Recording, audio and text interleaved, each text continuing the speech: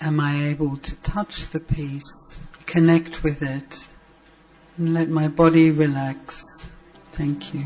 So these slides might be a little bit difficult for everyone to read, but I'm just going to use them to help guide my thinking and to share some concepts with you that I think you will find flow on very nicely from what Yogesh was sharing this morning.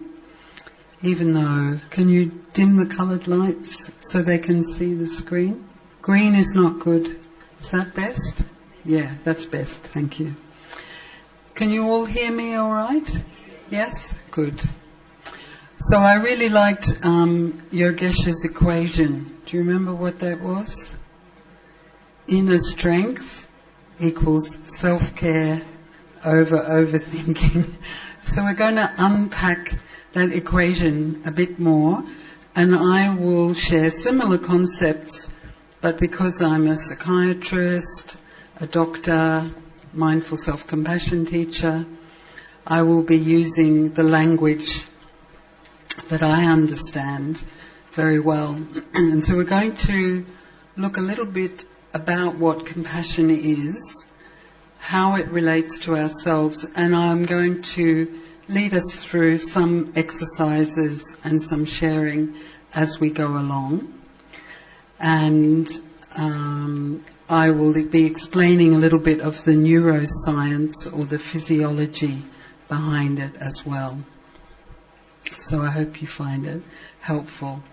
So the first question is, what does compassion mean to me? So I'd just like you to think for a little minute, there's no right or wrong answer for this question. It's not an exam. Whatever it means to you is the right answer. So you do have little booklets in your packs if you want to use them to write down your answer, but you can just think about it if you like as well. What does compassion mean to me? And we heard yesterday how compassion is a very important aspect of Buddhism, karuna. So just have a think, write down. And then if you can turn to the person next to you and maybe ask each other that question, what does compassion mean to you? Or find someone who speaks your language and just share for a few minutes, what does compassion mean for you, whoever you're sitting near. Don't leave anyone out. If someone is sitting alone, you can make a 2 or a 3. If you need to make a 3, you can make a 3. It's just a discussion.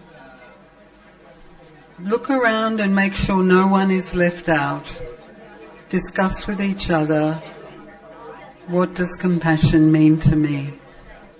Okay, so just to wind up your conversation, who would like to share some thoughts, some ideas?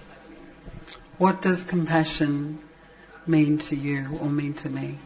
Anyone? Just a few words. Be brave, yeah? Yeah, just say it and I'll repeat it if they can't. Speak loudly, and if not.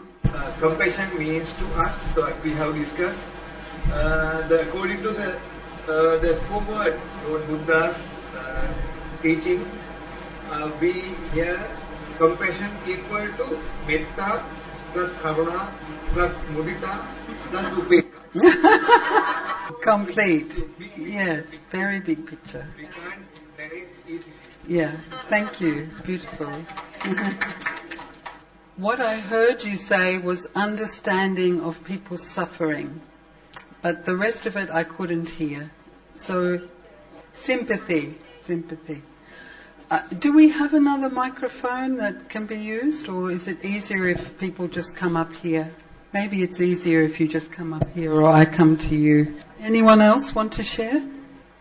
Look at what they've gone through also give us peace. Mm-hmm. So understanding what someone else has gone through. Yeah. Very good. Yes? Speak loudly. What you expect from others, or what others... The life support. Yes, okay, that you get from others. Very nice. Anyone else? One of our brothers here, you want to share? Mainly helping others and understand their problems and help them and find the root cause and give them the insight how to manage it. Thank you. So next slide then.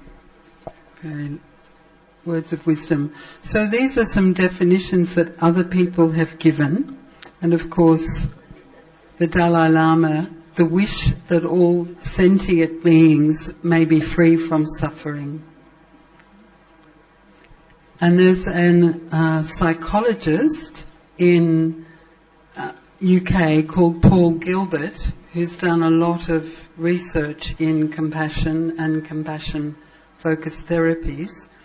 And his definition is deep awareness of the suffering of oneself and other living beings, coupled with the wish and effort to alleviate it. So there's some interesting things in that definition as well, because it's like compassion arises in the context of suffering. It's what we see, what we experience in the world that draws this feeling out of us, the suffering of others or other sentient beings. But as well as that, Paul Gilbert talks about the suffering of oneself and others, but also to do something about it. So there's action as well. So next slide. This is a lovely saying from Myanmar, which, like you, captures a lot of these words here. So, when the sunshine of loving kindness meets the tears of suffering, the rainbow of compassion arises. So it's something around this innate quality that we have, this innate quality of loving kindness, that when it sees suffering, this feeling of compassion arises, which means that we are going to do something as well to help. And it may even be, it's not doing in a very busy sense, it can be just doing and sending good wishes or peaceful energy to that situation. Next. So I find this slide very helpful because it unpacks compassion even more, and this applies to oneself as well as others. So these two psychologists, Atkins and Parker, did some research and unpacked it, and they say the first thing is attending. So this is noticing. This is the ability to, for yourself, look within and notice what's going on in my feelings and my thoughts, or with other people, what is going on with this creature, with this person, with the situation. Unless I notice it in the first place, I'm not going to respond. Understanding, which I think you mentioned, you said to understand what's the causes. So this requires some maybe appraisal. You know, what's going on here really? What's going on within myself? So understanding, in a way, the more you can see the bigger picture, the more you understand. And I'm sure you've all experienced this, that someone might be behaving in a very strange way and you think, what's going on? Then you hear their story. Then you learn something about them and you think, that's why they're like that. So this understanding enables you for that feeling of compassion to arise. Empathizing, so having an empathic felt response to others' distress. So this sense that we resonate with each other. To have empathy is a good thing, but not too much.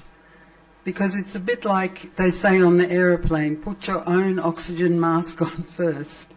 So if you thoroughly empathize with someone who's suffering, you're not going to be much help to them. But if you just feel a bit what they're feeling, it's, they say, walk a mile in my shoes. You know, really understand. I had a friend, I had a relative who lost his wife to cancer. And it was only when I lost my own husband to a similar disease that I really understood what he went through. And it's like when you go through something, then you have that empathy for other people. So walking a mile in their shoes. And helping, take a thoughtful and appropriate action to relieve the suffering. So this idea that, okay, you don't just see what's going on, but you are responding, you're doing something to alleviate it. And that could be on any level. It could be on a physical level.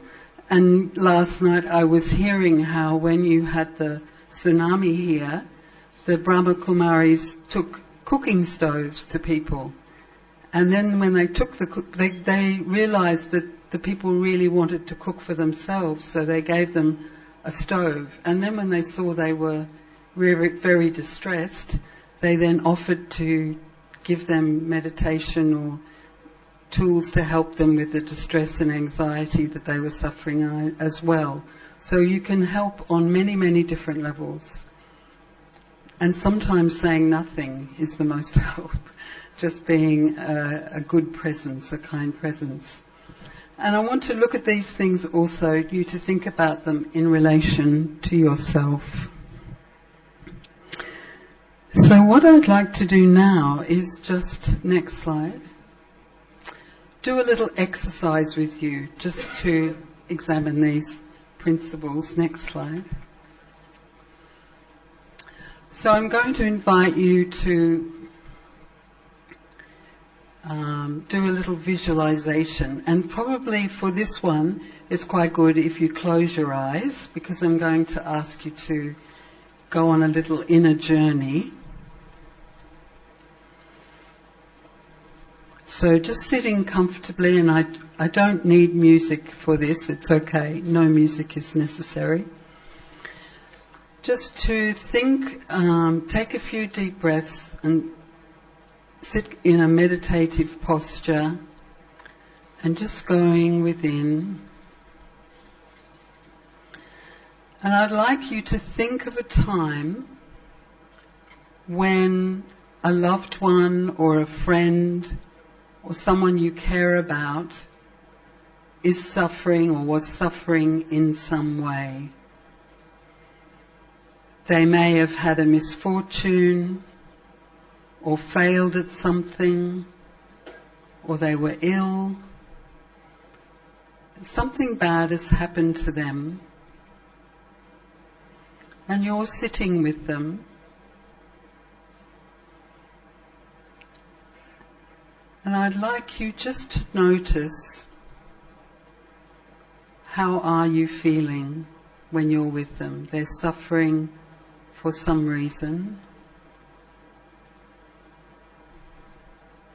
What is your tone of voice when you speak to them? What kind of words did you use?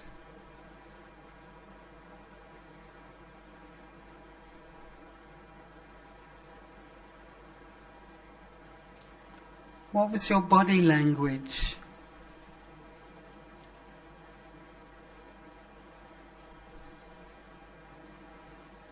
Did you give them a hug or touch them or do anything?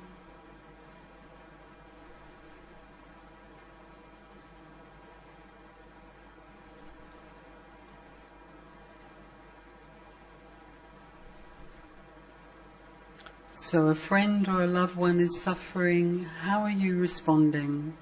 What's your tone of voice? What words are you using? What's your body language? Were there any actions that you took? And just notice how you're feeling in this situation. What's your energy? Now just make a mental note of how you were responding in that situation and just put that incident to one side.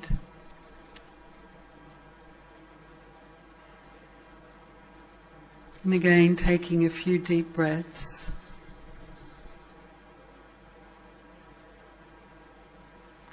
And now I would like you to remember a time when you had a misfortune, when you were suffering in some way. You may have failed at something, or been ill, or made a mistake, or had a misfortune. So think of a time when you were suffering in some way. And again, notice, how did I respond to myself? What is my tone of voice? What words do I use? How is my body feeling? What is my body language or my posture? And are there any actions that I take? So I am suffering in some way. How am I responding to myself? What is my tone of voice, my language, my body postures? Did I take any action? So, how am I feeling? So just taking those two situations, see if you notice, were there any similarities or any differences?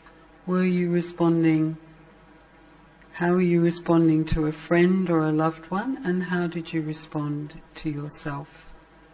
What do you notice when you compare them? And then just opening your eyes and coming back. Again, just turning to someone near you and sharing for a few minutes what you observed in those two scenarios. Just for a few minutes to share. Same supportive and understanding way as you would with a good friend when you have a difficult time, fail, or notice something you don't like about yourself. I think, Yogesh, you mentioned that as well in your talk, just how we can not be very kind to ourselves. How can we become our own best friends? Okay? Because when something happens, something bad happens to us, where do we look to? We look to mummy and daddy, brothers and sisters, aunties, uncles, friends, people out there. I need support out there. And sometimes it's there, sometimes it's not. It's not very consistent. So how do we really tap into that resource within ourselves and learn how to be our own best friend? So with self-compassion, we give ourselves the same kindness and care that we'd give to a good friend. Okay, next one.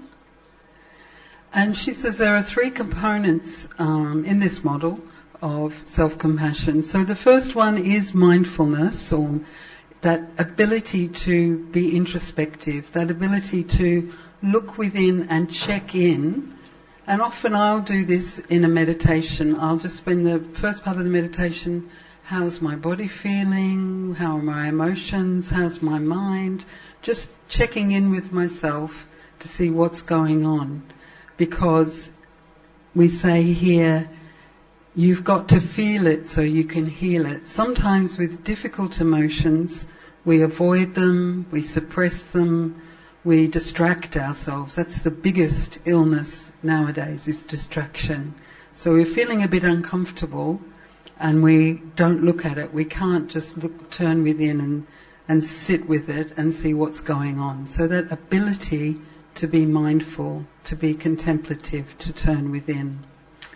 And then the second element is common humanity. So often when we're going through a bad time, we're depressed, we're anxious, something bad has happened, what's our response? What do? We tend to isolate ourselves often. We will withdraw. Think of the teenager going to the bedroom, shutting the door. I don't want to talk to anyone, leave me alone. So there is that kind of feeling that suffering in that way makes you feel isolated. You feel disconnected from people. But in fact, we all suffer. We all lose loved ones. We all get ill sometimes. We all have things that happen to us in our countries, disasters, things that are really terrible. And so, in fact, suffering connects us. Suffering is something we all experience. And as you know, when you see someone who's suffering, it's that human tendency to want to do something, to be altruistic, to respond. That's the good side of human nature. And I'm sure our panel will take this up this afternoon. And then this self-kindness. So not feeling alone, understanding that everyone suffers, and then giving ourselves kindness, treating ourselves like a good friend. Next slide, please. And so that ability to turn within, and I think you called it overthinking, Yogesh. Here they call it over-identification. But that sense that whatever I'm feeling and thinking, I identify too much with that. And of course, any meditation practice, mindfulness, gives you that little bit of space between your thoughts and feelings and you, the wise observer, that higher self that is watching.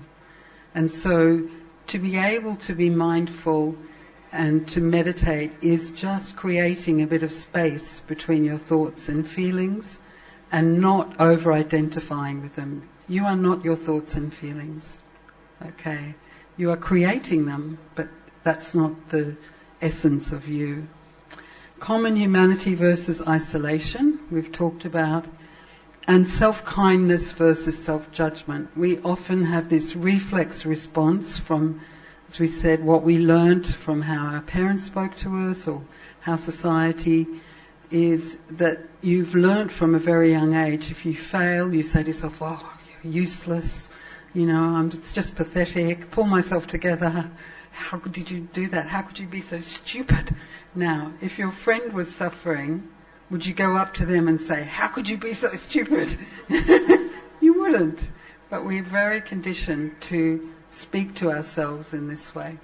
And that's one thing I noticed with that exercise when I first did it, was my tone of voice with myself. Not so nice. So your mind is listening to how you're speaking. Next slide. So just a little bit here, and you might not see it, so I'll talk you through it. It's more simple than it looks, to understand the emotional regulation systems. So of course, our thoughts begin in the mind, in our consciousness, but then how do they manifest in the world? They manifest through our brain, and our brain works through our nervous system, okay, and our hormonal system, endocrinology. So you may have a thought, oh my God, there's a spider, all right? You have this thought, something, and then the thought of the fear of the spider is starting some chemical reaction in your body, and that chemical reaction is having an effect on your body. So we're very familiar with this fear-based one, flight, fight, freeze, the adrenaline that kicks in, and that's your threat focus system. It's for protection and safety seeking. So it's an important system if you're in danger. It's really important to help you get out of danger. And the kind of feelings, emotions that are associated are fear, anger, anxiety, disgust. So they're quite uncomfortable feelings. So they're designed to get you to move, do something different, get out of the danger's way.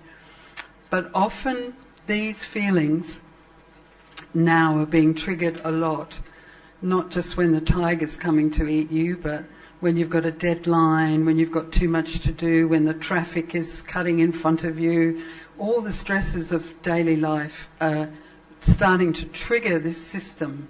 When you feel a bit irritable, a bit uncomfortable, a bit anxious, this is your threat system that is getting triggered. The next system is the dopamine system. And again, it's important. It gets things done, dopamine. And it's incentive and resource focused. So when we're getting things done, we're driven, we feel excited, we have energy. But the problem with dopamine is it's very addictive.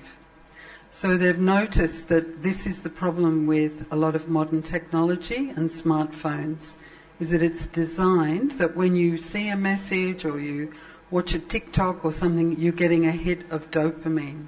And dopamine is quite pleasurable. It gives you a sense of satisfaction when you complete a task. But because it's highly addictive, the phone is controlling you. I don't know if any of you have noticed this. Your phone says, I'm just going to check. I'm just going to check if there's a message there, which is why we said, please leave your phones out of the room, because we want you to pay attention and focus, and your phone is distracting you all the time. And that's dopamine. Not yet. So your dopamine made you do that. Okay, so this final system, the calming system, where you feel content and safe and connected. So that's based on oxytocin and endorphins. That's when you feel safe, you're experiencing kindness, soothing. So this is the kind of system that's triggered when you will all have something. You've got a busy day or whatever. What is it that makes you go, I can let go now, I can just relax? Is it walking in nature?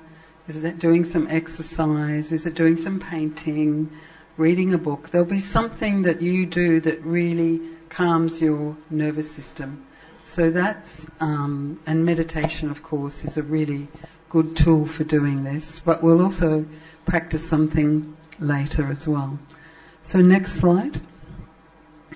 So just to summarise this self-criticism, this is an important thing to realise, that when they've done brain scans, that when you talk to yourself in a critical way, not as a coach or a friend, but criticising yourself, you are activating the same threat system in your brain as an external threat. So your hippocampus, your amygdala is lighting up when you talk to yourself in that way. So you're releasing stress hormones in your body. Self-esteem, social rank system. So again, we talked about self-respect, which is slightly different to self-esteem. Self-esteem, often you're comparing yourself to others, and it's a ranking system. So when you do that, you're often feeling you're better than others or you're worse than others. So it's an aspect of ego in a spiritual language. And self-compassion, it's this mammalian caregiving, the oxytocin and the opiates. It's the bonding mechanism between mothers and babies and that feeling of soothing a child. Thank you. Next one. And again, just to unpack it a bit simply, when you, in the threat response, when you have that fight response, which is what fight, flight or freeze, when you turn that inward, that kind of aggression or violence, when you turn that violence against yourself, becomes self-criticism. And we want to give the antidote, the compassionate antidote of self-kindness. The flight response, run away, I can't be here, I've got to get out of here, I want to be alone, isolation. And so we're antidoting that with the knowledge that we share these feelings with every other human being. Freeze. So that freeze response, again, that's the overthinking, the rumination, the thoughts going round and round. Someone's spoken to you, someone said this, did this, and you can't stop thinking about what they said or what they did. It's still disturbing you. And so we're balancing that with that ability to be mindful, to self-soothe, to go inwards. Next slide, please. So I just wanted you to think in your own life, what is the balance in your own life?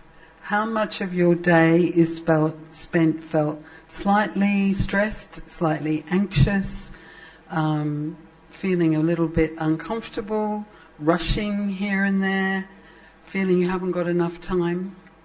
How much of your day is just getting things done, doing your job? I think you mentioned this. How do we do this? Doing the job, looking after the kids, cooking the meals, doing the shopping. So we're busy.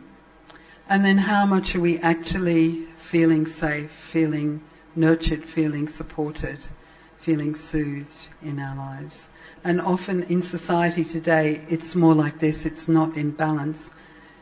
Protecting yourself from threats, getting things done, they're important, but they're taking up too much of our emotional and mental space, and we're not spending enough time really soothing ourselves. And I often say to people, take care of your nervous system. Take care of your nervous system. Next slide. This is hard for you to see, but it's basically that question. If you don't take care of your nervous system and you react, so this stress reaction is when you're unaware of what's going on and you're reacting versus responding.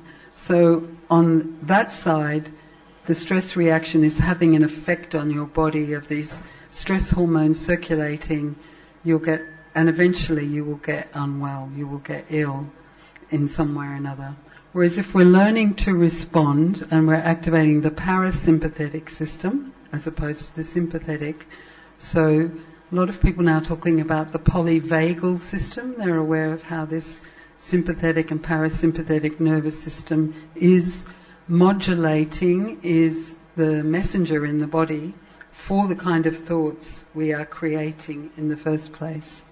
And so if we respond, if we learn how to manage that, then we're creating a healthy environment for our bodies. Next one. And just to say, sometimes people think, oh, self-compassion, self-kindness, a bit wishy-washy, a bit fluffy, it's a bit indulgent. You just let yourself do what you want. But it's important to understand that there's two aspects to it. So there is the self-soothing, the kindness, the comforting, validating aspect, soothing aspect. But there's also, which is the yin aspect, there's also the yang aspect. And so being kind to yourself might mean setting a boundary, might mean saying no. It's protecting yourself as well. Sometimes they talk about the mama bear. Providing, protecting, motivating. So acting in the world. So being kind to yourself doesn't necessarily mean just being walked over or being taken advantage of. Standing up for yourself is also part of it. Okay. And the next one. So just to conclude, and then we'll do an exercise to finish, this sense of how does this feeling of self-compassion connect with our true nature? What is it about? Because compassion is arising from loving kindness. And where does loving kindness come from? What is its origin? And this sense from Socrates, care for your psyche, know yourself. For once we know ourselves, we may learn how to care for ourselves. So Socrates is really underlying here how important it is to understand your psyche, yourself, your spiritual self. And if you understand that deeply, which is what we're doing this weekend, then you can really care for yourself on the deepest level. And the next slide. And I love this quote from Thich Nhat Hanh when he says, the more we see, the more we understand. The more we understand, the easier it is for us to have compassion and love. Understanding is the source of love. Understanding is love itself. Understanding is love's other name. So really understanding yourself. Who am I? How is my mind working? How are my emotions working? And the more I understand myself, the more I understand others, the more compassion and love arises. So you have that bigger picture of the whole of humanity. Next slide. And so for me it's a deep truth that compassion and love is a reflection of my true nature. My true nature. And you've heard in our meditations that we've done so far that my true nature is that being of peace and love. That you go into, and it's an energetic thing. You're taking yourself to a place within yourself that is very still, very quiet, but it's not empty. It's a feeling of deep love and deep kindness and peace that exists there. And so for us, that's the journey of meditation. That's the journey within. And so you have this capacity because that's what and who you are. You are love. And so you can bring that energy of kindness and compassion to yourself. So I think we'll elaborate on this more as we go on through the weekend. But for me, it's a very important connection that what's manifesting in the body starts in the mind, starts in the spirit, in the self, in the being. So next slide. Okay, so now we'll just practice all this. I'm going to ask you to just think of a situation at the moment where you might be feeling a bit stressed, and we're going to practice giving compassion and kindness to ourselves so that you can see what it feels like. So some of the techniques that we use, we think about what are the universal triggers of compassion. So the first one is soothing touch. So when you had a friend who was suffering in some way, how many of you gave them a hug or held their hand or just stroked their arm? It's a very, very common, you have a child who's fallen over, you go, there, you pick them up in your arms and you care for them. So soothing touch is a very powerful trigger for compassion. Gentle vocalization, so the tone of voice that you have when you're speaking to someone who's upset. It's always very soft and kind. That kind of tone of voice is conveying your compassion, and you can speak to yourself in the same way. Physical warmth, so often we find when someone's upset we offer them a cup of tea or a hot drink or something that will be soothing, and a smile. So your facial expression really does convey a lot. I'm sure I know from my experience, if you're unwell and you go to the hospital or the doctor, you will remember the nurse who really came up to you and looked you in the eye and said, are you okay? You know what's going on. And you know when you're in that situation and the doctor just goes, well, it doesn't even look at you, writes the prescription, it doesn't have that same impact. So that energy of your face, your smile, your eyes, very, very powerful. And some people practice an inner smile, so you can even give a smile to yourself. So now, to start with, I'd like you, and you can turn the light on now for a minute if the light brother is there.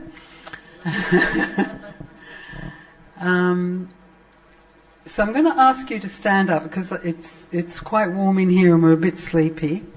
And we're just going to practice soothing touch. I want you to find out for yourself what works for you. So just stand up and take a few deep breaths. Move around a bit. Just wake yourselves up.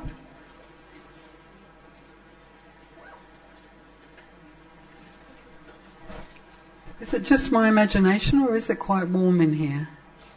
It is warm in here. Is it possible to have the aircon on a bit stronger?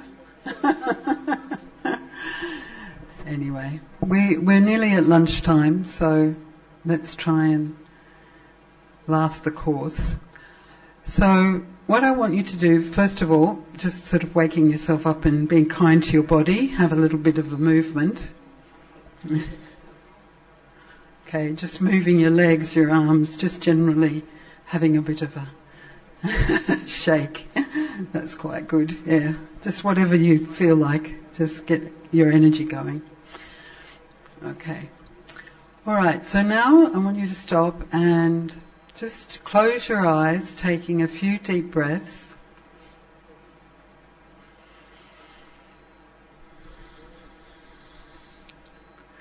And I will first invite you just to hold your own hand. So you're going to try different types of touch to yourself to see what feels best for you.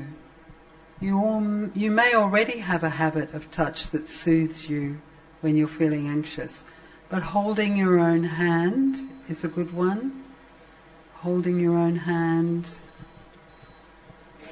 stroking your own hand. So just notice what you feel comfortable with. Now stroking your arms, or giving yourself a little hug, a little squeeze.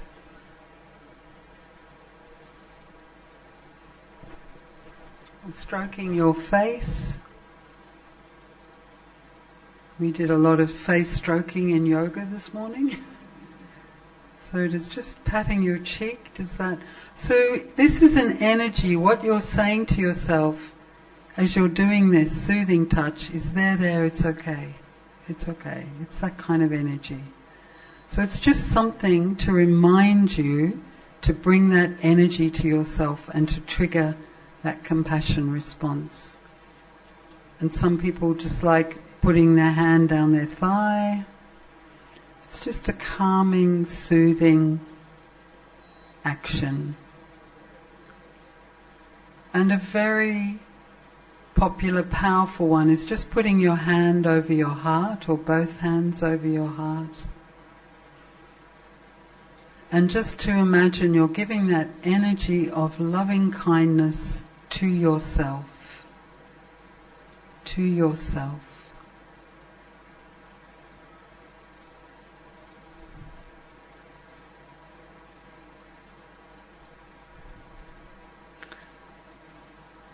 So again, just holding your own hand or stroking your arm. Which one do I like best? You pick the one, or putting your hand over your heart. What works for me? And it might have to be a subtle thing so that you can do it in public and people don't notice. But have your own little trigger, your own thing that says, there, it's okay. You're safe, you're loved. Okay.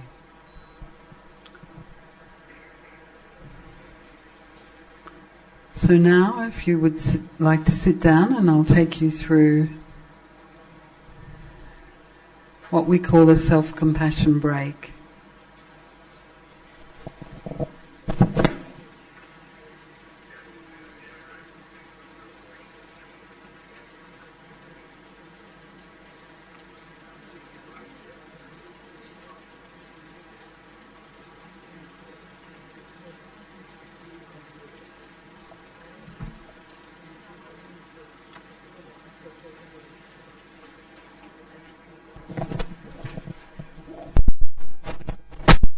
Sorry about that. So we're going to end with this exercise. It's a practice. And this is a practice that you can do in the moment. And that's what is really helpful about it. Because often when we're feeling stressed, or well-being departments at work, they tell us, go to a yoga class, go play golf, go to the gym. And they're all things you have to do later in your own time. So what you need is a practice that you can use on the job, then and there. And I used to find this very helpful if my husband and I were going to have an argument or something, or I could feel it was coming. I would practice giving myself kindness first, just going. And that would change the energy of an interaction. So it's a very good practice to use when you feel you're getting upset or you've been upset.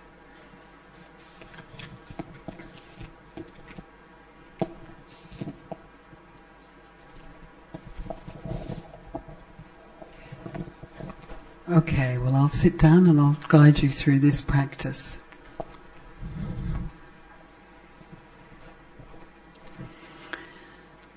So again, just sitting comfortably, and you can have your eyes half closed, open or closed, whatever you prefer. But if you're feeling sleepy, I would encourage you just to have your eyes partially open.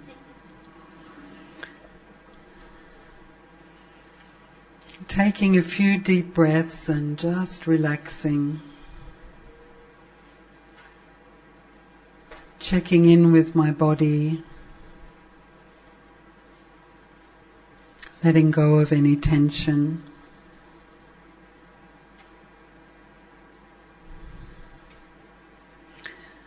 Now I'd invite you to bring to mind a situation in your life at the moment that is a little bit difficult, and you sense that it's causing you some stress. It might be a health problem, a relationship problem, a work problem, or perhaps even a friend or family member who is struggling. So choose a problem in the mild to moderate range. Don't choose an extreme problem, because we don't want to overwhelm ourselves when we're just practicing the skill of self-compassion.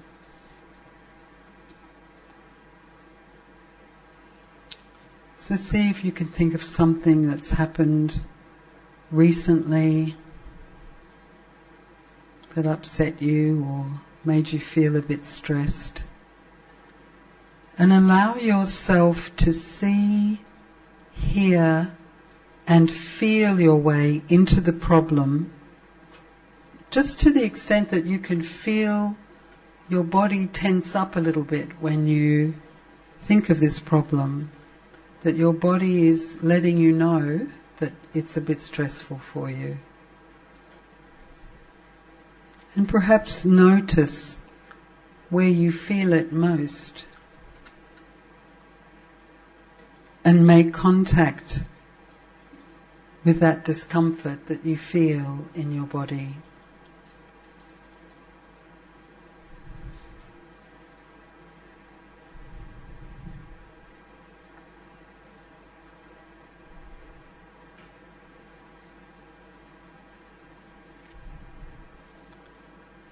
And then say to yourself, slowly and kindly,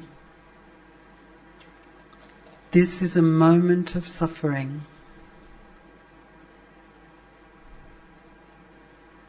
This is validating and acknowledging your feelings. And you may have your own words for it. It could be, this is hard. This is difficult. This hurts.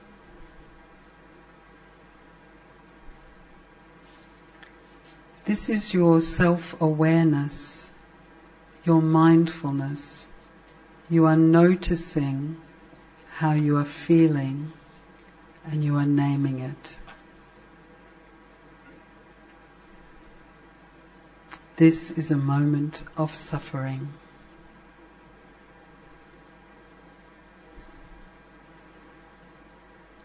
It might even be, I'm feeling a bit stressed right now, I'm feeling anxious.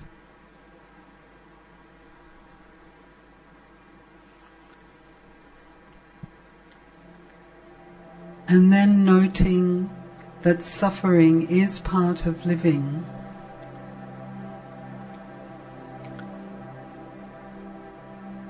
And that's our common humanity.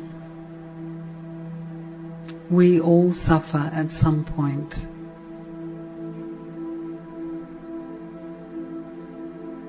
I am not alone.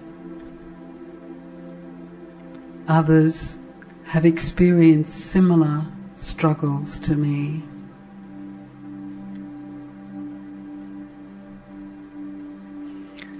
And this is how it feels when a person struggles in this way.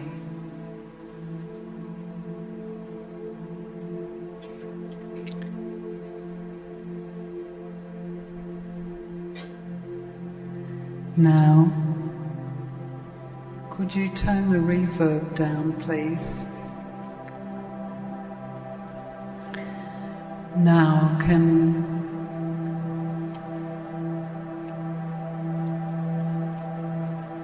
I put my hand over my heart or another place of soothing touch and say to myself, may I be kind to myself.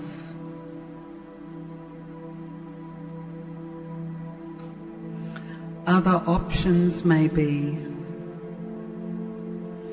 may I be friendly towards myself.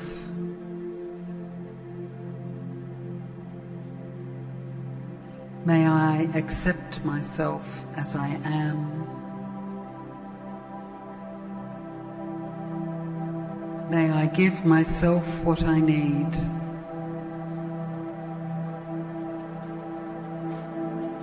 May I live in love. And so feeling that energy of loving kindness and compassion going through my hand to myself, that supportive, soothing touch.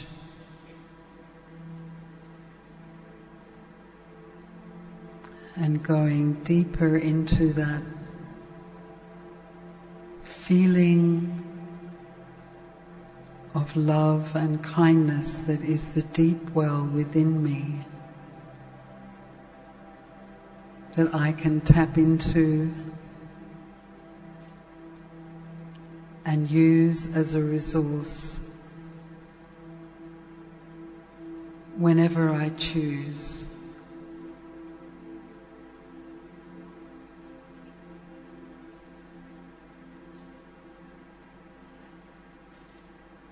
Giving that kindness and love to myself.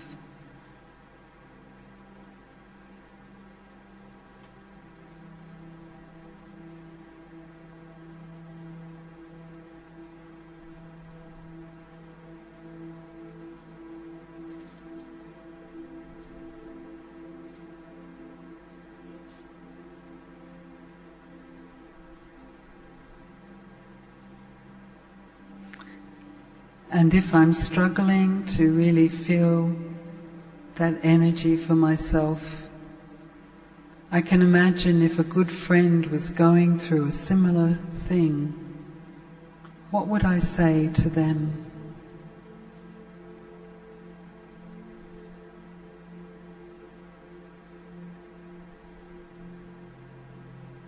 Can I perhaps give myself those same kind words?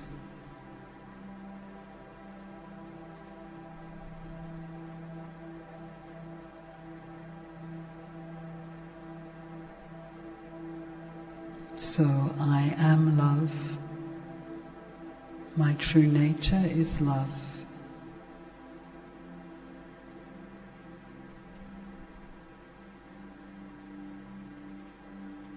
And that love is available to me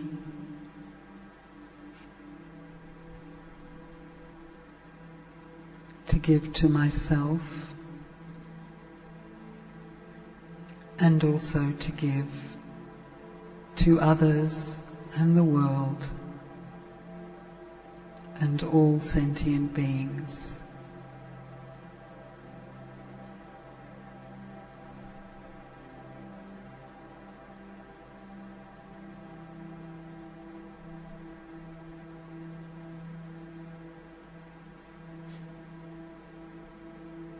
And then putting my hand back down if it was on my heart. Just opening my eyes and taking a few deep breaths.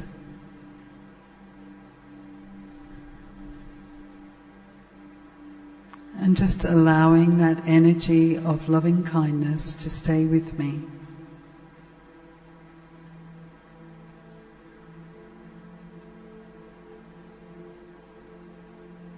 Om Shanti.